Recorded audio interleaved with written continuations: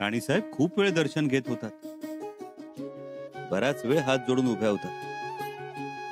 पुढे काय मागितलं देवीकडे? सांगायलाच हवं का? हो तर आम्ही मागितलं तुमचं सुख, समाधान. आणखी आणखीन म्हणालो आई जगज्जननीला, आमच्या स्वारींचा आता राज्याभिषेक होणार आहे. आमच्या आयुष्यातली ती मोठीच गोष्ट. आमची स्वारी आता स्वराज्याच्या सिंहासनावर बसेल. तो मंगल क्षण आम्ही याची देही याची डोळा बघणार. साहेब राजे, आपल्या आबासाहेबांनी या भूमीतील दगड धोंड्यास माणूस पण दिला. ती संतुष्टी मोठी, ती क्रांती मोठी. ही क्रांती अबाधित राहावी, हे परिवर्तनाचं चक्र असंच वेगानं धावत राहावं आणि हे सगळं आमच्या स्वारींच्या हातून व्हावं. राजे, बाबासाहेबांच्या पदस्पर्शाने पावन झालेल्या सिंहासनावर तुम्ही बसणार. आमच्यासाठी तो पृथ्वी मोलाचा क्षण. आमच्या स्वारींना यश मिळो, कीर्ती मिळो, त्यांच्या हातून मोठं कार्य होवो, तुमच्या हातून रयतेला सुख मिळो आणि हा एवढा मोठा सोहळा निर्विघ्नपणे पार पडू दे. एवढं मागितलं आम्ही देवीकडे.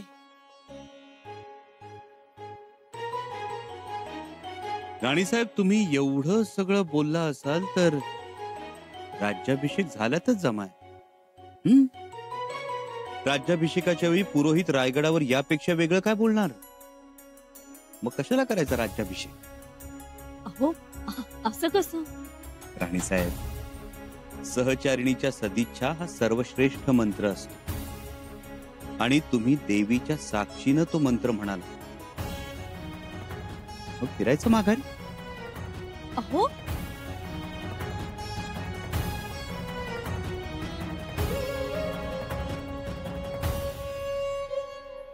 ही यादी सदरेवर द्या.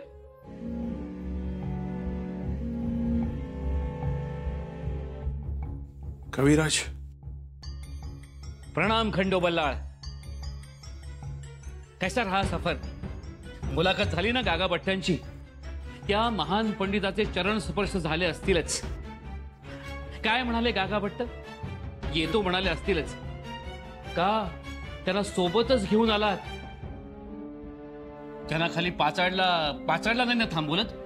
कविराज, हे पत्र गागा भट्टांनी दिलंय. गागा भट्टांचं पत्र?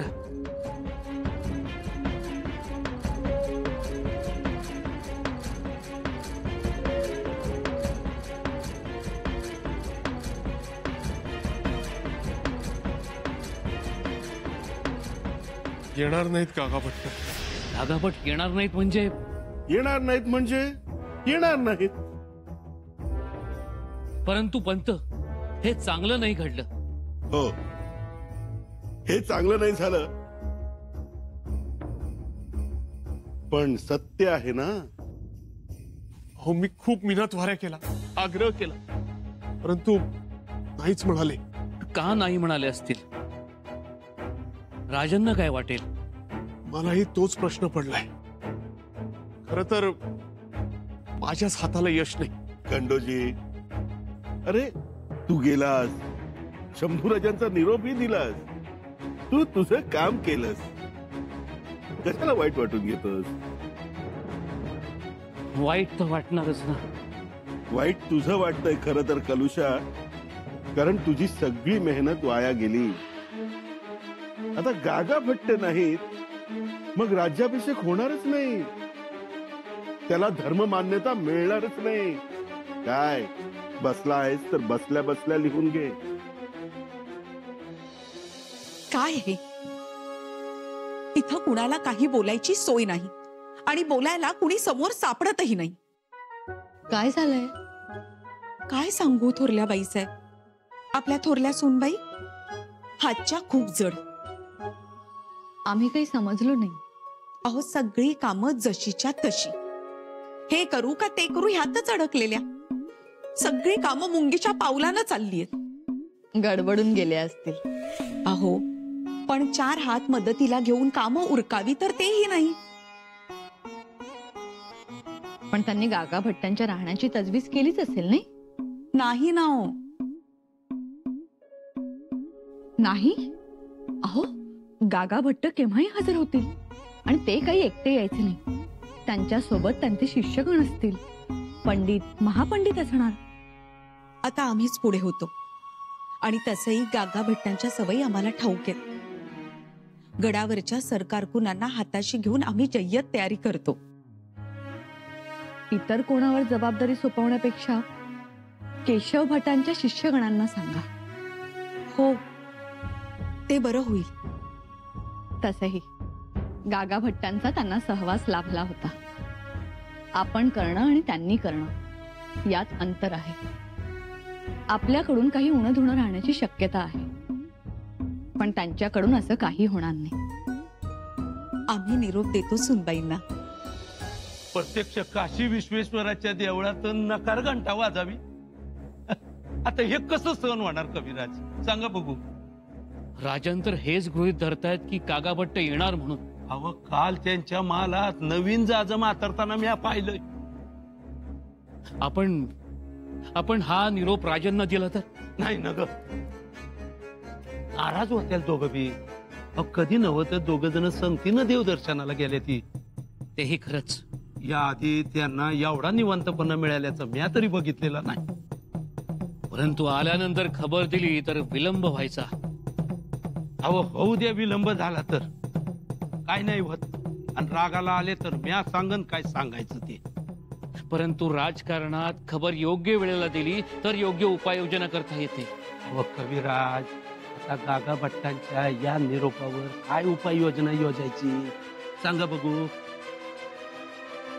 त्या पक्षी ती दोघं आल्यावर आपण दोघांनी असं करू.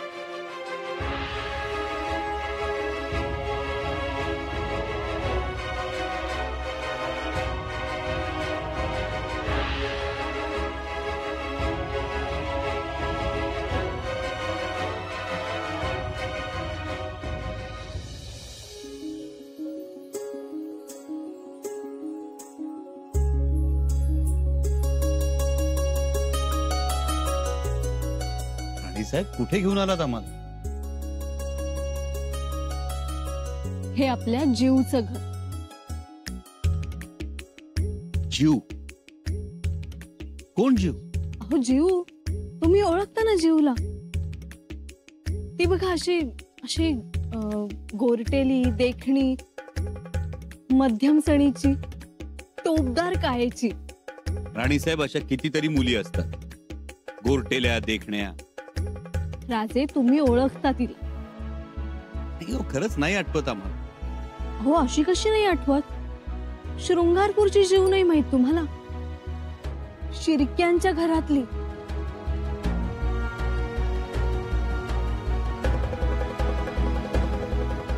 जीव म्हणजे तुम्हीच, जे तुम्ही आम्हाला.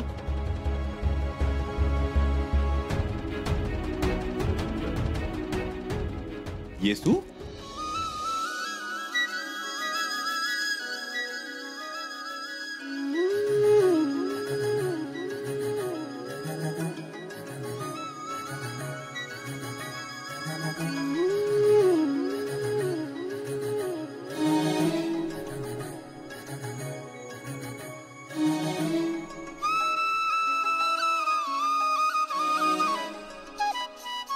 येसू.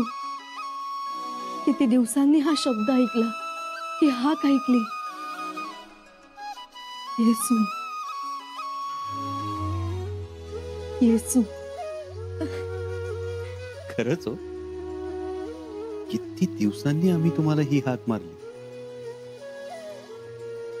मंचकार होण्यानंतर तुम्ही आम्हाला राणीसाहेबच म्हणता.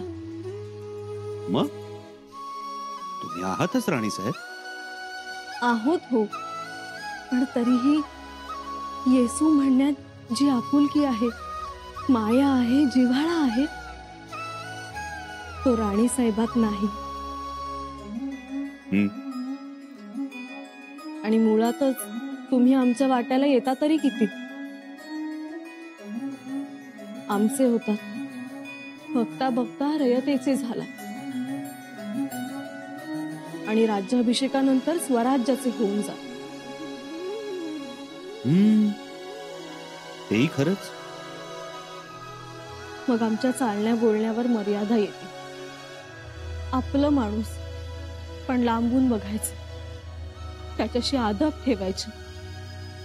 असं बाहेर कुठे जाता येणार नाही, बसता येणार नाही. आणि म्हणून आमची येसू आम्हाला या घरात घेऊन आली.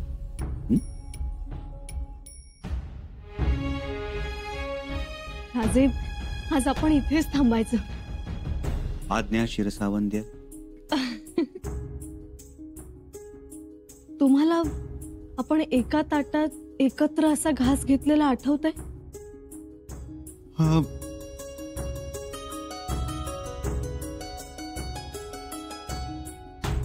नाही आठवत. नाही आठवत ना? मग आज आम्ही तुम्हाला शांतपणे बसवून जेवायला घालणार आहोत, तेही आमच्या हातानं. आम्ही स्वतः भाकरी बनवून तुम्हाला खायला घालणार आहोत.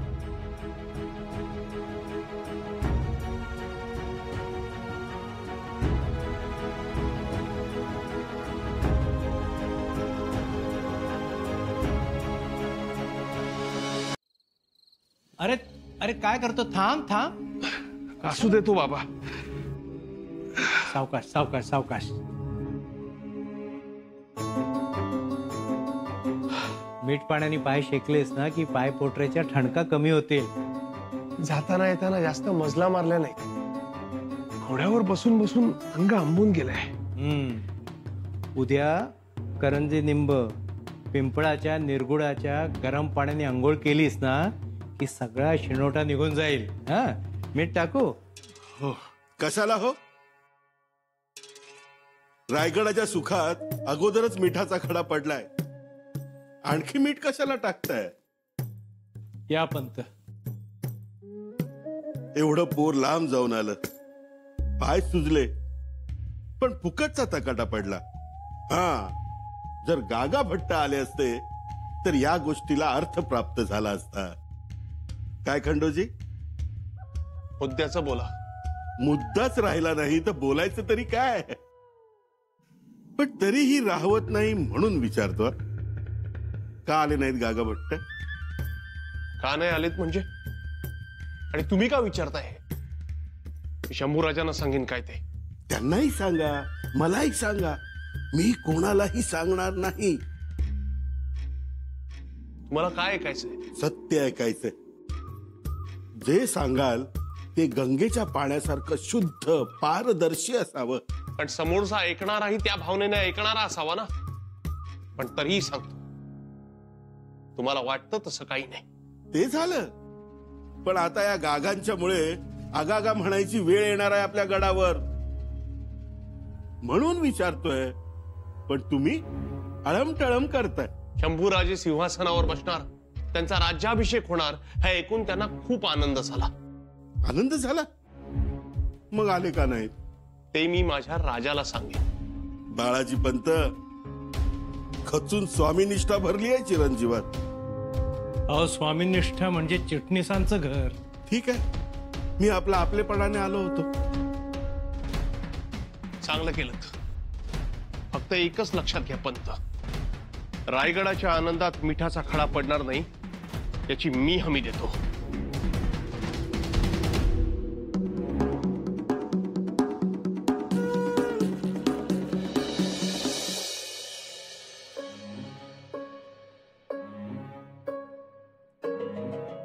येसू, कशाला एवढं करत बसलात?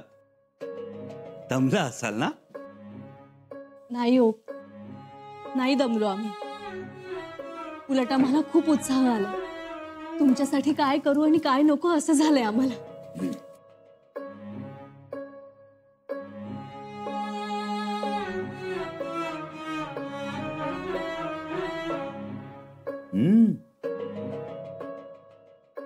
चवदार झालं जेवण. खरंच आवडलं ना? खूप आवडलं. तशा सुगरण आहात तुम्ही. खरंच सांगताय ना? नाही म्हणजे आम्ही खूप दिवसांनी चुलीसमोर बसलो. आणि हाताला चटकाही लागला. बघू नाही ते बघू.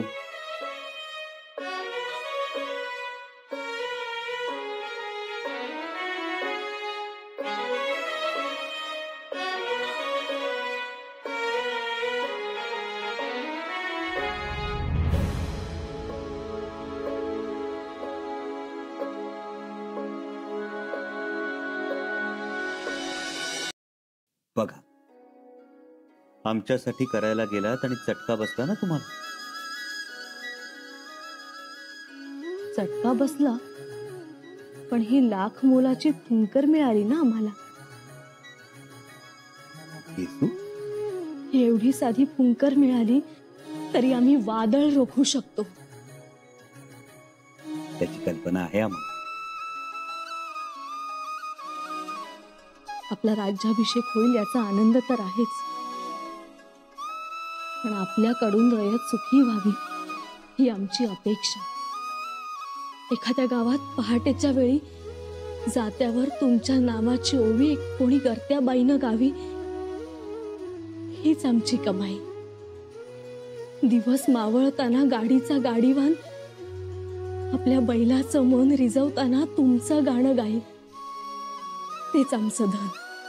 राजे, एखाद्या गावात भांडण चालू असताना एखाद्या बापानं म्हणावं, चला आता राजांच्या मोर, आणि भांडण मिटावं.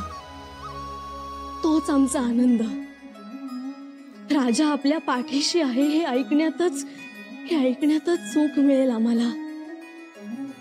राजे, आता आपण आम्हाला वेळ दिला नाही तरी आमची तक्रार नसेल. येसू, हरभऱ्याची आम धरणं अवघड, तसंच हुरड्याला आलेल्या पिकाचा दरवळ आणि तुमच्या स्वभावातला गोडवा धरणं सुद्धा अवघड बरं.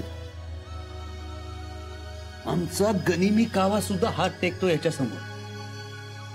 राजे, येसू, तुमची अशीच भक्कम साथ असेल तर उधाणलेल्या तुफानातूनही दिवा न विजता नेऊ शकतो आम्ही. आम्हास ठावे आहे ते. आता आमचं फक्त एकच स्वप्न, आपला राज्याभिषेक बघण्याचं. आणि